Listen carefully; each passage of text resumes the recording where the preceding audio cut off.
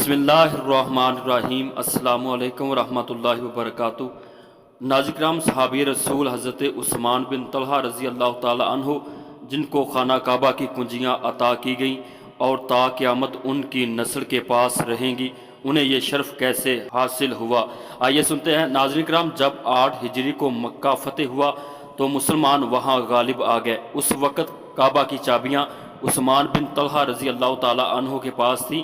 وہ مسلمانوں کے خوف سے ڈر کر کعبہ کی چھت پر چھپے ہوئے تھے۔ یہ ان کے ایمان لانے سے قبل کا واقعہ ہے۔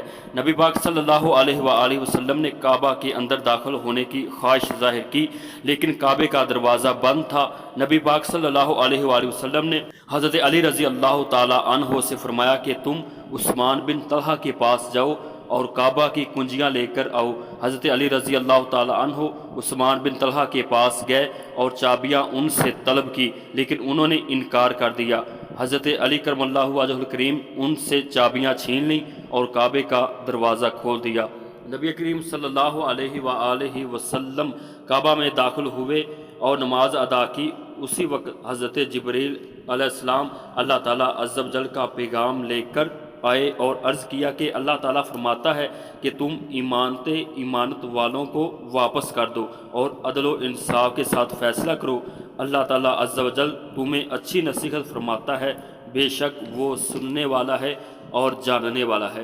تو ناظرین کرام، نبی کریم صلی اللہ علیہ وآلہ وسلم نے یہ پیغام سن کر فوراً حضرت علی رضی اللہ تعالی عنہ سے فرمایا کہ اے علی، عثمان بن طلحہ کے پاس جاؤ اور کعبہ کی کنجیاں ان کے حوالے کر دو۔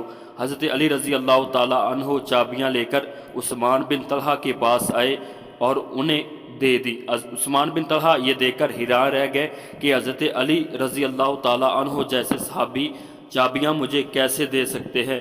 حضرت علی رضی اللہ تعالی عنہ نے ان سے فرمایا کہ اے عثمان، یہ چابیاں ہم نے اللہ تعالیٰ عز و جل کے حکم کے مطابق آپ کو واپس کر دی ہیں، نہ کہ ہم نے خود نہیں بلکہ اللہ تعالیٰ کا پیغام کے بعد آپ کو یہ چابیاں واپس دے دی ہیں۔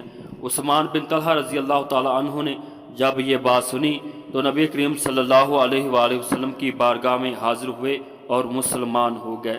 تو ناظرین کرام، اسی وقت سے یہ کعبہ کی کنجیاں ان کے پاس رہیں، پھر ان کی نسل میں منتقل ہوتی ہوئی آج بھی ان کے خاندان کے پاس ہیں۔